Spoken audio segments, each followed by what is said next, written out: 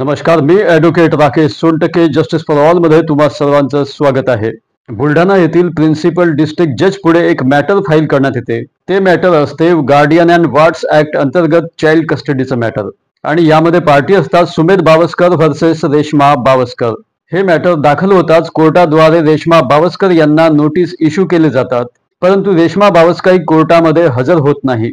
त्यामुळे हे matter x party चालतं. त्यानंतर या मॅटरमध्ये सुमेध बावस्कर याचे साक्ष पुरावे होतात व त्या साक्ष पुराव्यावरून कोर्ट ऑर्डर करते सुमेध बावस्करच्या बाजूने, म्हणजे चाइल्डची कस्टडी देण्यात येते सुमेध बावस्कर यांना कोर्टाद्वारे. आणि ही ऑर्डर एक्स पार्टी ऑर्डर होत असते. परंतु जेव्हा ही ऑर्डर रेश्मा बावस्कर यांना माहिती पडते तेव्हा रेश्मा बावस्कर या ऑर्डरला चॅलेंज करतात बॉम्बे हायकोर्टाच्या नागपूर बेंचापुढे. आणि तेव्हा रेश्मा बावस्कर यांचे वकील आर्ग्युमेंट करतात व ते सांगतात की केवळ सुमेध बावस्कर यांच्या साक्ष पुराव्यावरून ही ऑर्डर एक्स पार्टी ऑर्डर करण्यात आलेली आहे त्यांच्याच फेवरने. परंतु ट्रायल कोर्टाने म्हणजे प्रिन्सिपल डिस्ट्रिक्ट जजने यामध्ये जी प्रोसिजर आहे ती पूर्णतः फॉलो केली नाही आणि हे मॅटर असंच अलाव केलं. तर ती प्रोसिजर आहे चाइल्डची इंटरव्ह्यू. चाइल्ड कस्टडीच्या मॅटरमध्ये चाइल्डची इंटरव्ह्यू अत्यंत महत्वाची असते.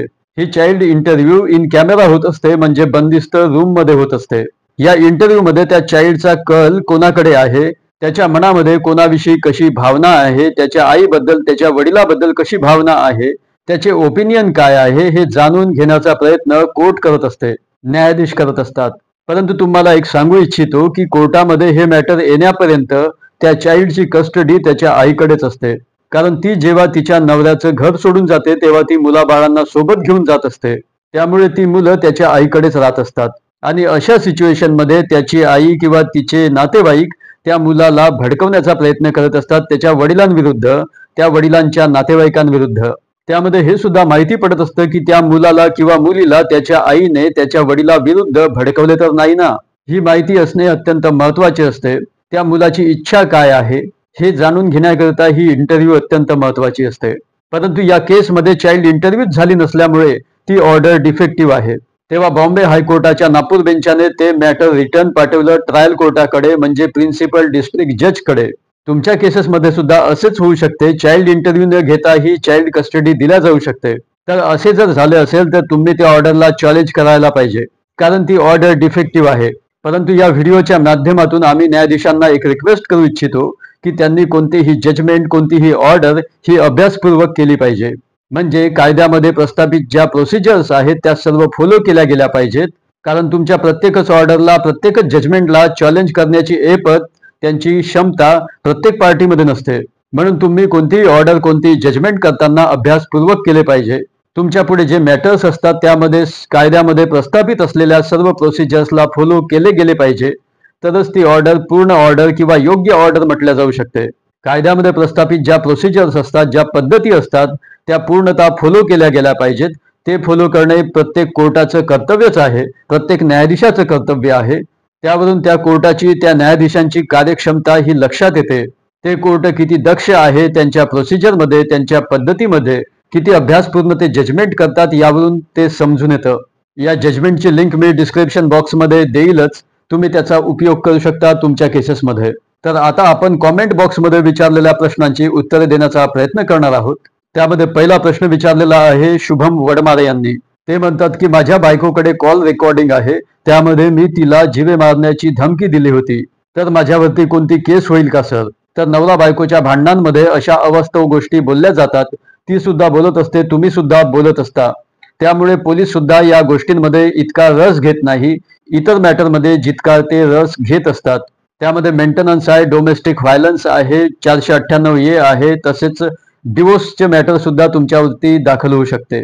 त्यामुळे तुमच्यावरती दुसरी कोणतीही केस दाखल होणे शक्य नाही. तेव्हा इतके घाबरण्याचे कारण नाही. दुसरा प्रश्न काजल शिंदे यांनी विचारलेला आहे की बायकोला नांदायला जायचे आहे, परंतु नवरा नांदायला घेऊन जायला तयार नाही, तर यामध्ये काय करायला पाहिजे? तर सर्वात आधी तुम्ही तुमचे नातेवाईक व मित्रमंडळीद्वारे तुमच्यामध्ये मध्यस्थी घडवून आणण्याचा प्रयत्न करायला पाहिजे. त्यांच्याद्वारे तुम्ही पुढच्या व्यक्तीला समजवण्याचा प्रयत्न केला पाहिजे. तुम्ही तुमच्या नातेवाईकांची यामध्ये मदत घ्या, तसेच त्यांच्या नातेवाईकांची सुद्धा तुम्ही मदत घेऊ शकता. परंतु ती मध्यस्थ व्यक्ती ती तुम्हालाही तितकीच ओळखणारी, तसेच त्या व्यक्तीला सुद्धा तितकीच ओळखणारी असली पाहिजे. त्यानंतर तुम्ही महिला सेलला सुद्धा संपर्क करू शकता, तेथे अर्ज करू शकता, त्यांना सुद्धा तुमच्यामध्ये समझोता घडवून आणण्यासाठी तुम्ही त्यांची मदत घेऊ शकता. हे सर्व केल्यानंतर सुद्धा तुम्हाला यश यामध्ये आलं नाही तर तुम्ही नांदवण्याची केस एक फाईल करू शकता. याकरिता तुम्ही एक फॉर्मल नोटीस सुद्धा तुमच्या नवऱ्याला पाठवू शकता. आणि कोर्टामध्ये कोणतंही मॅट्रिमोनियल मॅटर गेलं असेल तरी त्यामध्ये सुद्धा मेडिएशन होत असते. मेडिएशनचे चान्सेस जास्त असतात, कारण कोर्टाची सुद्धा यामध्ये रिस्पॉन्सिबिलिटी असते की तुमच्यामध्ये मेडिएशन घडून आणणे. तेव्हा न्यायाधीश सुद्धा यामध्ये तुमची मदत करत असतात. त्यानंतर शुभम वडमारे यांनी पुन्हा प्रश्न विचारलेला आहे. ते म्हणतात की माझी वाईफ डिवोर्स मागत आहे, परंतु मला तिला डिवोर्स द्यायचा नाही. मला तिच्या सोबत राहायचे आहे सर, मी काय करायला पाहिजे? तर तुम्हाला यामध्ये सांगू इच्छितो की जर तिची इच्छा नसेल तुमच्यासोबत राहायची तर कोणताही कायदा तुम्हा दोघांनाही एकत्र आणू शकत नाही. यामध्ये कोणताही कायदा जबरदस्ती करू शकत नाही. तर शुभम, तुम्ही तुमच्या या डिस्प्यूटमध्ये तुमच्या नातेवाईकांची व मित्रमंडळींची मदत घेऊ शकता. यामध्ये एक मध्यस्थी व्यक्ती निवडणे अत्यंत आवश्यक आहे. अशी मध्यस्थ व्यक्ती की जी तुम्हालाही तेवढीच ओळखते आणि तुमच्या बायकोला सुद्धा तेवढीच ओळखते. त्यानंतर दुसरा पर्याय आहे, तुम्ही महिला सेलला जाऊन स्वतः एक ऍप्लिकेशन करू शकता व त्यांची सुद्धा यामध्ये मदत घेऊ शकता. ते सुद्धा तुमच्यामध्ये समझोता घडवून आणण्याचा प्रयत्न करतील. परंतु यामध्ये सुद्धा तुम्हाला यश आलं नाही तर तुम्ही कोर्टाद्वारे सुद्धा तुमचा डिस्प्यूट सॉल्व्ह करू शकता. तुम्ही कोर्टामध्ये नांदवण्याची केस फाईल करू शकता. याच मॅटरमध्ये नाही तर कोणत्याही मॅट्रिमोनियल मॅटरमध्ये मेडिएशन होऊ शकते. कोर्टाद्वारे सुद्धा याकरिता प्रयत्न केले जातात. न्यायाधीश सुद्धा यामध्ये मदत करत असतात तुमची. त्यानंतर पिहूने प्रश्न विचारलेला आहे की नांदायला यायची नोटीस आलेली होती, परंतु ती नोटीस आम्ही घेतली नाही. तर कोणतीही नोटीस असो ती तुम्ही घेतलीच पाहिजे. त्या नोटीसमध्ये काय लिहिलं आहे, पुढच्या व्यक्तीचं काय म्हणणं आहे, हे जोपर्यंत तुम्हाला माहिती होत नाही तोपर्यंत तुम्ही कुठलीही पुढची स्टेप घेऊ शकत नाही. त्यामुळे कोणतीही नोटीस असो ती तुम्ही घेतलीच पाहिजे. तर ही झाली कॉमेंट बॉक्समध्ये विचारलेल्या प्रश्नांची उत्तरं. तेव्हा जस्टिस फॉर ऑल मध्ये आज इथेच थांबूया. Thank you so much. Take care of yourself.